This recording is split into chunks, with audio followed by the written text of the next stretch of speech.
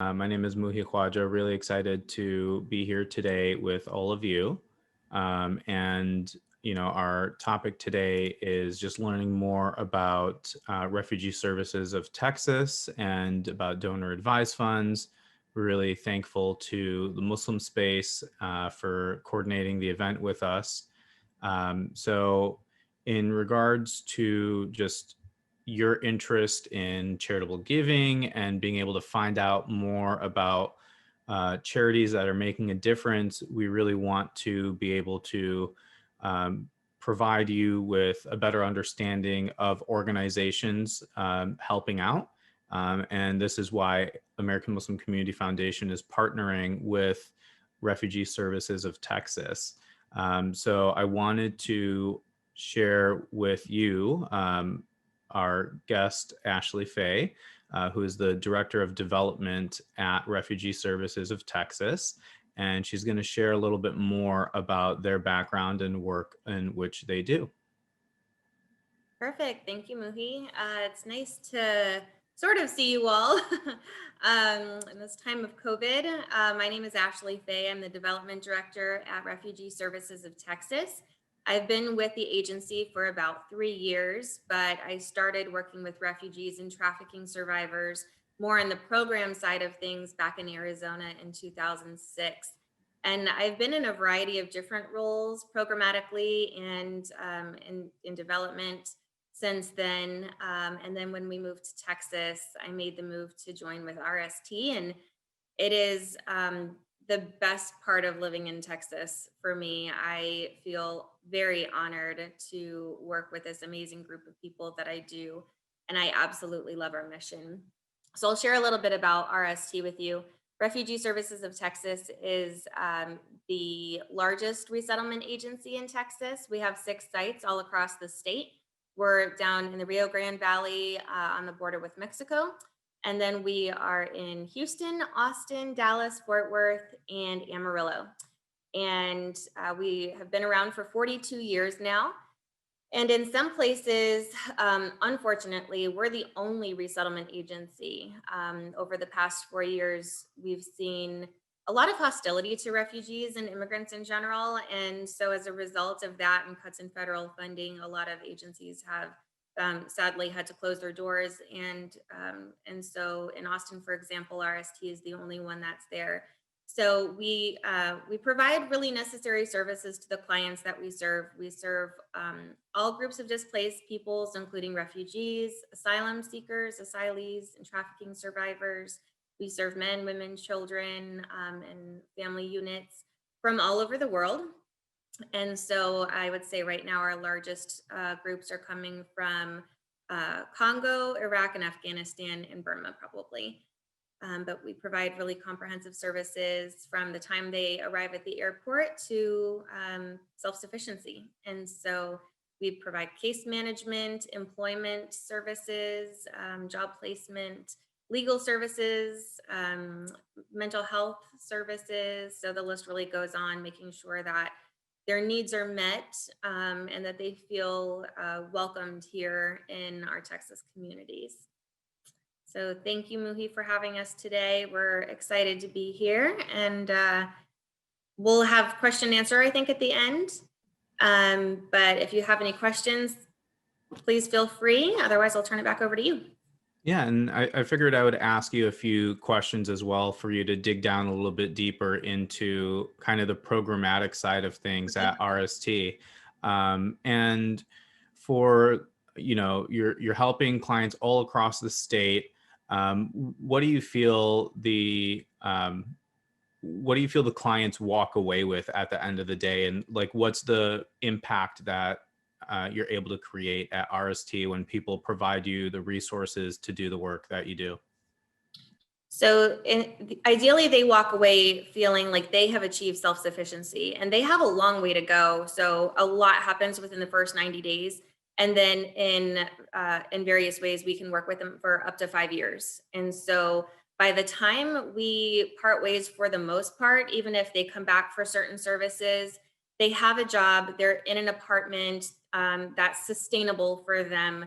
They have access to basic needs, food, clothing, those types of things. Their kids are enrolled in school. They have a primary care doctor. They understand how to navigate the systems in the United States that they need to navigate. They understand the transportation system, things of that nature. And so they have a variety of goals that they identify when they come in. And so so those personal goals are met, and they're on their pathway to, you know, really thriving, not just surviving, but thriving. And so feeling like we have sort of set them up for that path is our goal. And does RST provide each family kind of with like a case worker, case manager to connect them to other services across the state for that self-sufficiency? Yeah, absolutely. So there's a lot that we offer in-house. Depending on the location, we have therapeutic services in-house, we have legal services in-house. But yes, all across the board, they receive a case manager. They also receive an employment case manager. And so they have that regular person that they're able to develop a relationship with. And about 30% of our staff members are former refugees themselves. And Wow. so they come to us speaking like 8 languages. It's incredible. I'm always so impressed. And so they're able to kind of understand where our clients are coming from and be that support system that they really need at that time. And, you know, when you have somebody who has kind of gone through the system, and you've been able to provide all of these different areas of support to help these families make an easier transition to living in Texas, um, what ways do you see those success stories kind of playing out? If you could share a few examples. Well, we have, well, some of our best examples, I think, are our staff members. We have one gentleman who heads up our asylum seekers program, which is one of our newest programs that we have established in Houston and Austin to meet the obvious needs that exist right now on our border. And his name is Ahmed, and he's very open with his story. Ahmed is Egyptian, and he played a large part in the Arab Spring uprising and defending religious freedom for people. And he, as a result, had to seek asylum. And so he did that in Mexico, actually, where his fiance is from. And then from Mexico, he was targeted by the cartels and then had to seek asylum again. He has just, it's the most incredible story. Um, and you know, he wasn't originally one of the ones that was targeted. He could have led a very happy life in Egypt. His family was well off, and he was educated, and he was in finance and doing great. But he felt that it was his moral obligation to really stand up for people, and so as a result of that, he's here now with his beautiful wife and son, and his case is still pending. He's still seeking asylum after 7 years of being in the United States. But he's here. He has a house. He's obviously working. His wife is working and doing really, really well in her job. His son is happy and healthy, and he's doing something that's really meaningful to him. And so, I mean, this is the story of all of our clients. And sometimes, you know, they take different routes to get where they are. And sometimes it takes longer, regardless of the background that they're coming from. Typically, they come into this country, they're washing dishes, they're working in the hospitality industry, right? And so they could be a doctor in their home country, and they're starting from scratch, very literally. And then with COVID happening, that was just an added dimension of difficulty for our clients. And so, but we see their resilience every day, and they're really able to work their way up and make a home for themselves and their family in the United States.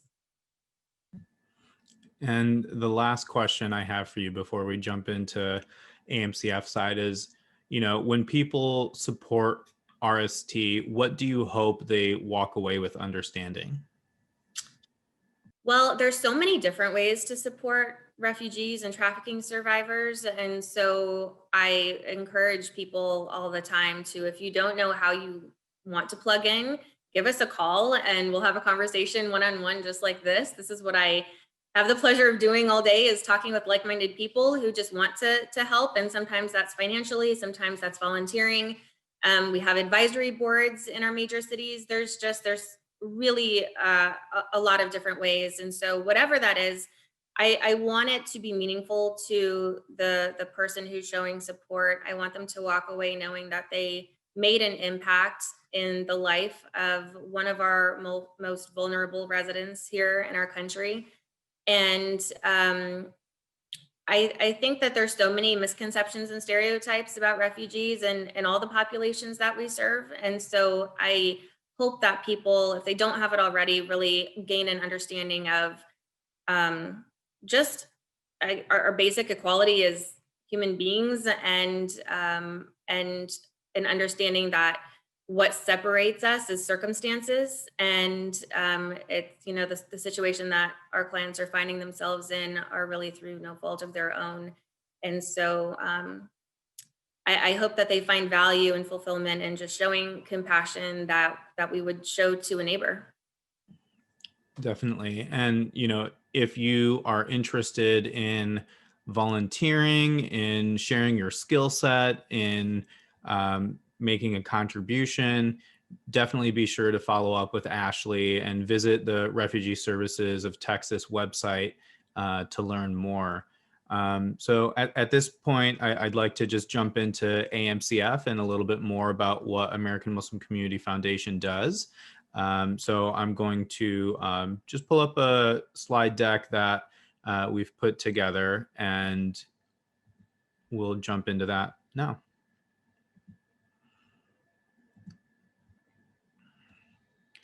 So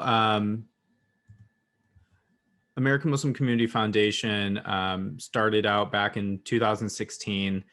We help nonprofit organizations become more sustainable. We help families distribute their sadaqah and zakat more conveniently.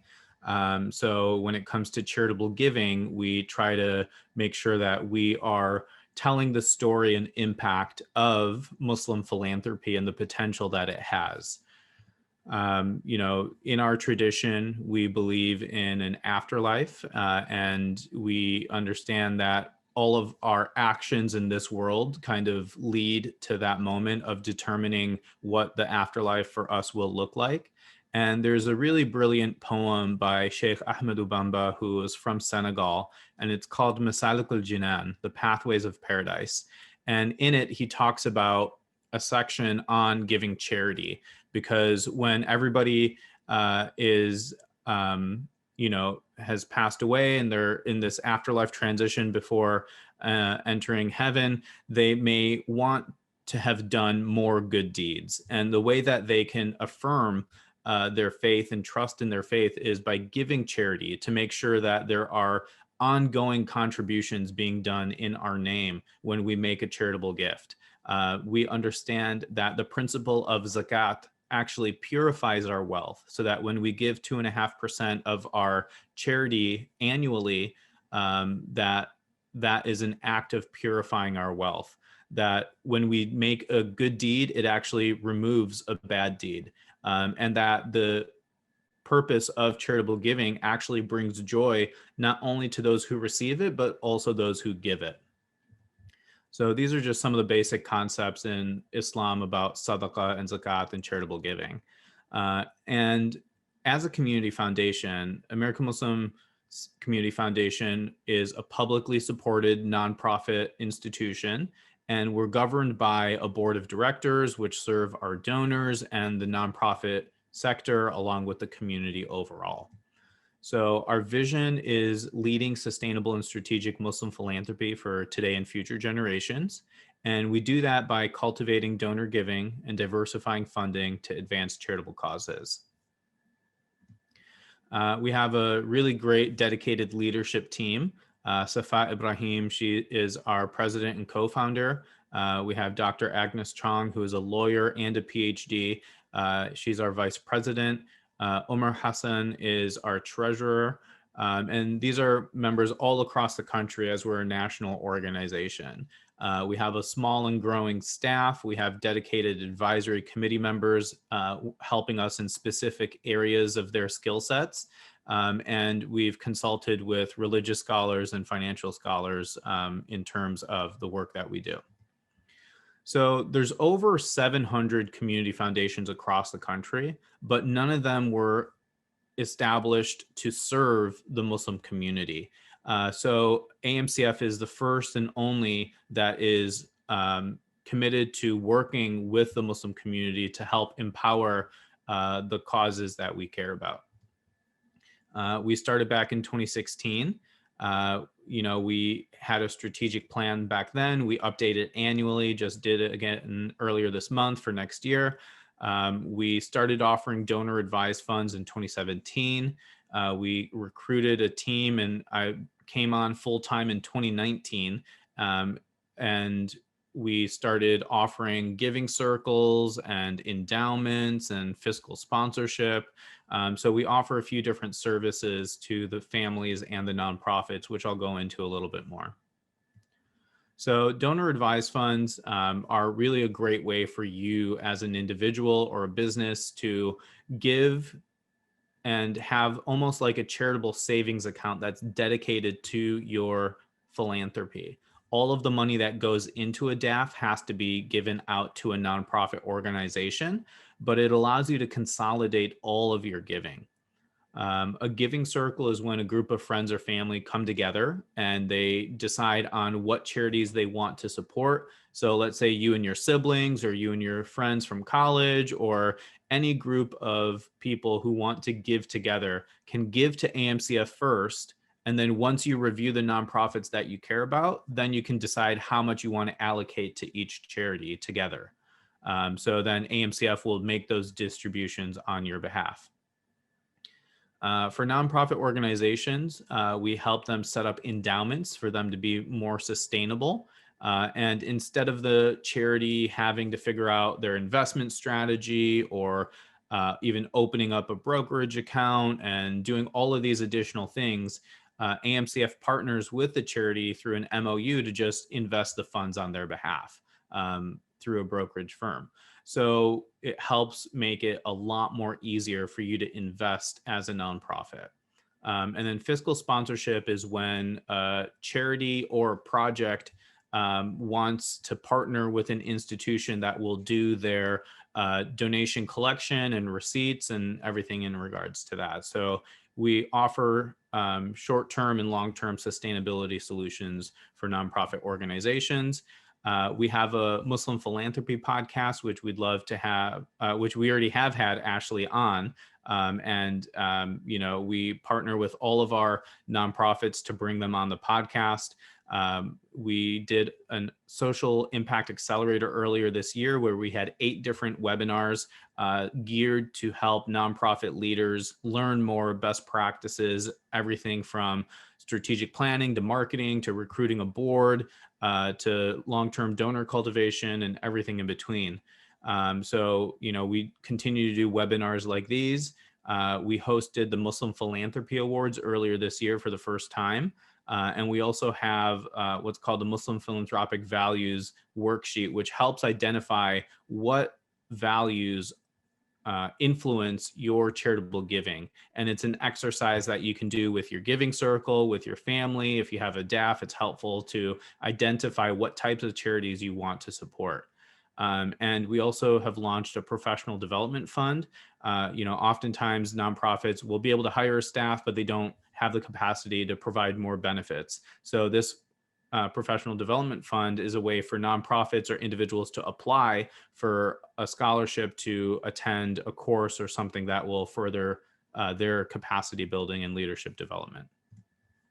So, what really sets a community foundation apart is that we have a better understanding of the local grassroots community that are being led by Muslim leaders across the country. And we also want to make sure that the Muslim philanthropic ecosystem, whether it's a donor giving or a nonprofit leading, that we kind of connect them to the causes that they're passionate about. And we also can help find effective nonprofit organizations like RST and Muslim Space for our donors to learn more about. Again, the donor advised funds and giving circles help simplify giving. And this is also a way where, as an individual, if I give or if Ashley gives or anybody gives as a Muslim who's encouraged by their faith to do so, when the nonprofit organization receives the gift, they may not know that, we're Muslim. But if you give through American Muslim Community Foundation, you are then in making that contribution to AMCF. And when we turn around and give it to the charity, it showcases that the American Muslim community cares about that organization. So one example, obviously in Houston, there's always a different hurricane hitting every single year. And AMCF was able to fund the Houston Food Bank. And we gave it a gift on behalf of a family. And the Houston Food Bank said it was so great to see that the Muslim community cares about our client base. So again, that's a way to illustrate impact from the Muslim community to local charities in your backyard. So we understand that donating today, there's so many different ways to give. Oftentimes it's inefficient or lacks planning, and sometimes it's just very uncomfortable, long, and drawn out. So by giving through a giving circle or a donor advised fund, it makes it much more strategic. And here are a few things that motivate donor giving. It's the mission of the organization that speaks to the values of the individual. And that is often allows them to also make a difference and want to see that change in the world. When people give, they receive personal satisfaction. Their family and upbringing may motivate the donor. The personal stories like Ashley was sharing about Ahmed and his journey, those are things that often inspire people to give. And of course, our religious values, but also our social network. Who are our friends and where are they giving to? And then, of course, the tax benefits of giving. Some of the reasons why people don't give is because they were not asked. So if you were never asked to support a cause, you may not have learned about it, but now you're learning about Refugee Services of Texas. You're learning about American Muslim Community Foundation, and Muslim Space in Austin is helping put this event on as well. So now you know about these causes. Individuals, they stop thinking that their gift matters. So again, showcasing the impact that each individual makes is really important when it comes to encouraging donors to make contributions. And oftentimes there's a lack of trust between the institution and the donor, or an unfamiliarity. So that may lead to why people don't give. Here's some research done by the Institute for Social Policy and Understanding, and they highlight the different ways in which Muslims are influenced to give. So Muslims feel that those with more should help those with less. Then comes their sense of religious duty and obligation. And there are a few different things that you can see here that compare to the general public as well.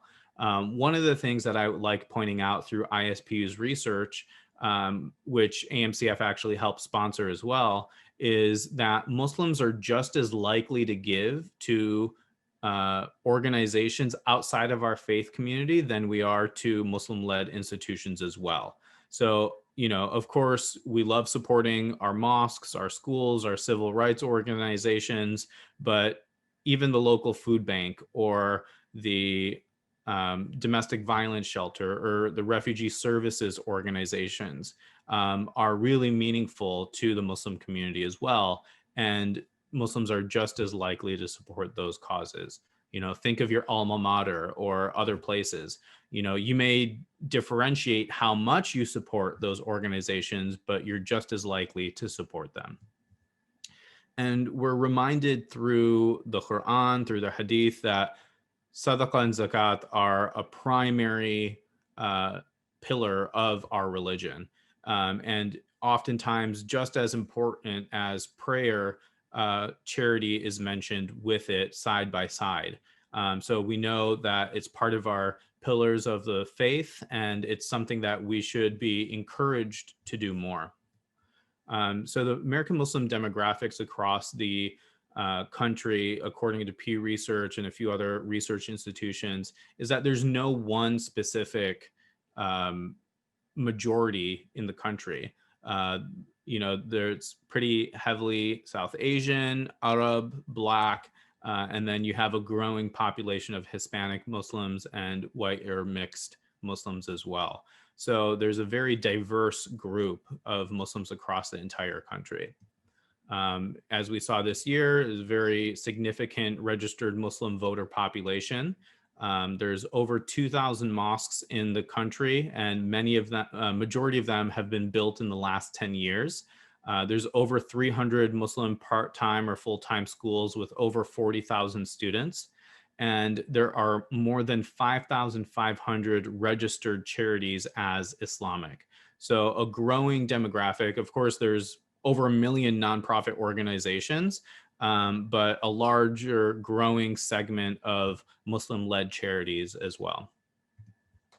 American Muslims have $124 billion of disposable income. There are at least 3.75 million Muslims in America. That's on the lower end estimate. And we're actually the second largest non-Christian group in over 20 states, including Texas. So the research on American philanthropy done by Giving USA every year shows that Americans gave nearly $450 billion in 2019. So that's a large number. Majority of it comes from individuals. So if you look, about 70% come from individuals directly, about 17% comes from foundations. And then even that bequest number, that's when somebody leaves a charity in their will. So 95% about comes from individuals. And if you don't have a will, you should definitely consider contacting an estate planning lawyer. Make sure you include your favorite charities to receive some of that, and just start planning about how you can make a difference as well. Another hadith as a reminder to us, where Abu Hurairah radiallahu anh reported that the Messenger of God, peace and blessings upon him, said, "Every joint of a person must perform a charity each day that the sun rises."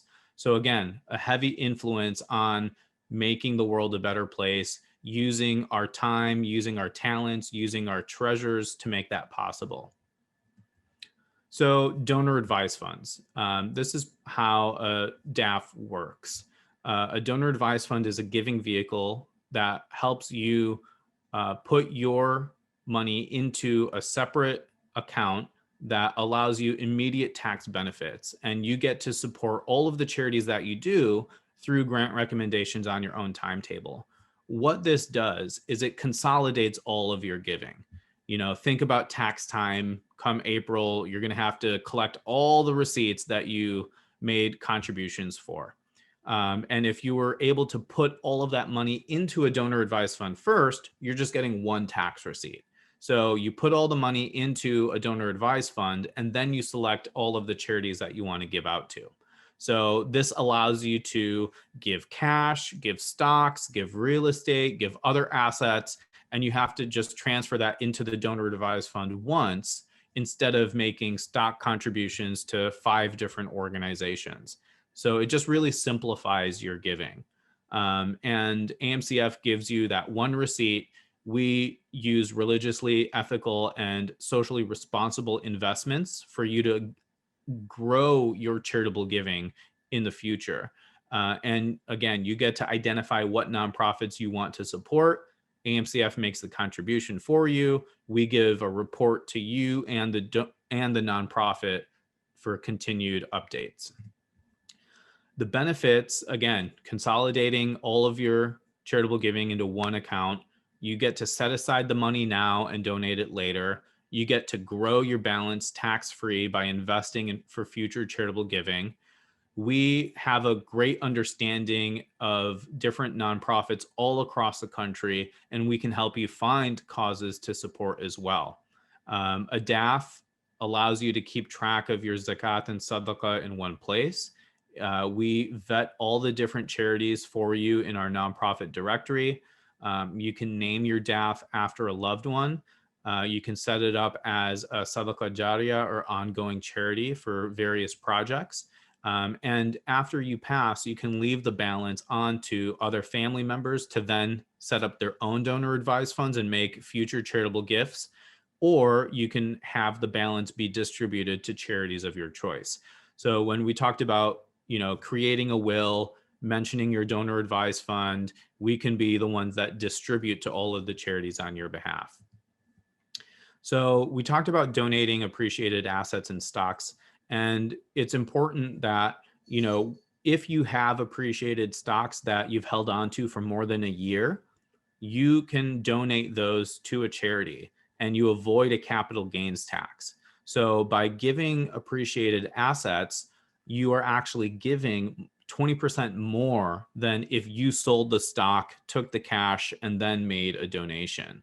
So there's a lot of reasons why appreciated assets are a better method to give if you have the flexibility to do so. And you can reduce your future capital gains by purchasing current market value of the stock as well. So you're resetting your cash basis there. So here's just an easy sample to kind of understand what the benefit of a donor advised fund is. You could send $500 to 10 different charities, but you'll have to make that contribution 10 different times. You'll have to follow up with those charities to get receipts. Oftentimes, small staff organizations don't have the capacity to provide that to you at your convenience. And if you were able to work with a donor advised fund, you could maybe give more through appreciated assets and to give cash as well. And again, you avoid the capital gains tax. You can invest the balance over time so you can give more later. You get that one tax receipt. AMCF vets all of the charities for you, and then AMCF makes the contribution to the charities of your choice. So both the organization and the donor get a detailed report of what the gift amount was, whether it was zakat or sadaqah, whether there was a specific project for it as well. To open up a donor advised fund, you could go to Chase, Fidelity, Schwab, Vanguard, any financial institution, but many of them have minimums to set up the donor advised fund at $5, $10, $25, even $250,000. So AMCF really brings this value to the general community where it's more accessible, so that we can share this best practice of donor advised funds to the community overall. So it only takes $2,500 to set up a donor advised fund. And then we ask that you have a 5-year commitment of using your DAF, and any charity that you want to give to should receive a minimum of $100 for each distribution. So if you think a donor advised fund is something that you would be interested in, you can learn more at our website at amuslimcf.org and click on the donors tab, or you could text DAF to 71441.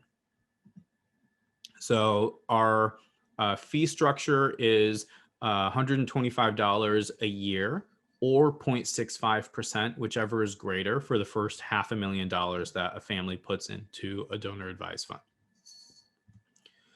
So again, another quote from the Quran: never will you attain the good reward until you spend in the way of God from what you love, and whatever you spend, indeed, God is knowing of it. So again, another reminder for us that if we're able to give what we love, and I know that I love the comfort that money can provide, that will be seen as a reward to others. So just really quickly on giving circles, again, you can work with a group of friends or family, you donate to the shared fund, you can invest that balance, or you can then select different nonprofits to receive your collective gift. And we can also make contributions to international charities for you. So again, you want to seek your sustenance through your sadaqah or your charitable giving. So we're here to help you research different nonprofits, make sure that they have clear missions and purposes. We have a conversation with each nonprofit organization that we've supported. We've been able to give out more than $3 million since 2017. We've made over 1,200 transactions supporting more than 270 nonprofits. So we have conversations with all of those organizations to make sure that they have strong governance, that they have good people involved, that they have good program development, and their legal compliance is in place. So yeah, would love to just, work with you and your families on your charitable giving to make the most impact that you can, and work with AMCF to continue to make an impact overall.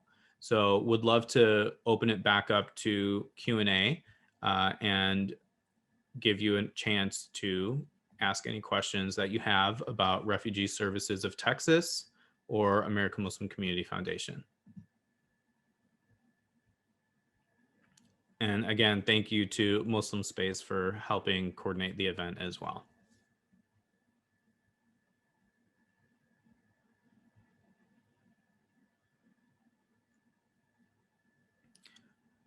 So as questions come in, you can use the Q&A feature, or you can chat in the chat directly. Ashley, what are some ways in which you've seen benefit from community foundations across the country that maybe even donor advised funds that have supported RST? Sure. We do periodically receive donations from donor advised funds. And it really goes to supporting our programming in general. So you're able, as a donor, to put restrictions on your donations if you desire to do that, and so we're able to utilize donations how the donor sees fit. So of course, we really appreciate unrestricted donations. That allows us just to continue our programming in general, to keep the lights on, to pay salaries, but we're also able to allocate those towards our asylum seekers program, or to our trafficking program, or to a specific geographic region, to one of our sites in particular. And so but generally our donor advised funds are unrestricted, which is really helpful as well. So it really goes toward allowing us to continue serving our communities most vulnerable. I see a question that popped up. I think this is for us. Can donors get involved with the clients on a personal level after giving? Yeah, we have a lot of opportunities for people to get involved with clients. We have lots of volunteer opportunities, starting from when they first arrive at the airport. We have welcome teams. We have about a 2-week window where we know a family is coming, and that's go time for us. And so that's when we work with a volunteer group that we call welcome team to set up their apartment, to get all the furniture donated, and to stock it with food and all their basic necessities. They're literally coming with one bag, if that, when they arrive at the airport. So we want to make sure that they also feel welcomed. And so so we work with volunteer teams all the time to get them all set up, and to meet them at the airport and make sure that they feel welcome. We have other opportunities that are ongoing, including teaching English. Right now, that's all virtual, so that's interesting. But that's going really well, and lots more opportunities outside of COVID.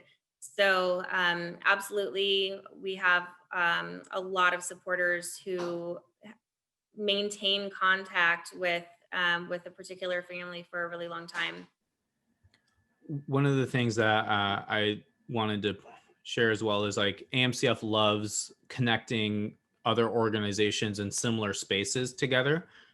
So there's a nonprofit that's called Tarjimly, Tarjimly, and it actually helps refugees and others with translation services. So if there's ever a need, it's all like app based. People can, communicate with other people, and they've actually hired refugees to work with them on their skill sets. And people with multiple language skills can then work with people in need to help them. So there's a lot of opportunity potentially there for RST to work with Tarjimli as well. Thank you. I wrote that down. Yeah, that's always a need. Absolutely. Thank you. For sure. Yeah. Any other questions? I think we see a lot of familiar names in there, so you probably know you probably know a lot already.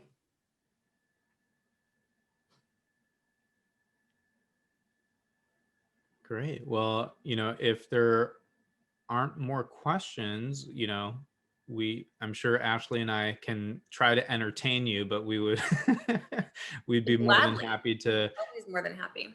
yeah, to answer specific things about AMCF or RST. But also, you'll have our information. We'll make this, we'll provide the slide deck and our organization information as well. So, feel free to take your 20 minutes back. And, you'll be able to find us, and I'll put my email information in the chat as well. It's just Muhi, which is MUHI at amuslimcf.org. So feel free to reach out with any further questions that you may have. All right. Have a good day, everybody. Bye-bye. Bye-bye.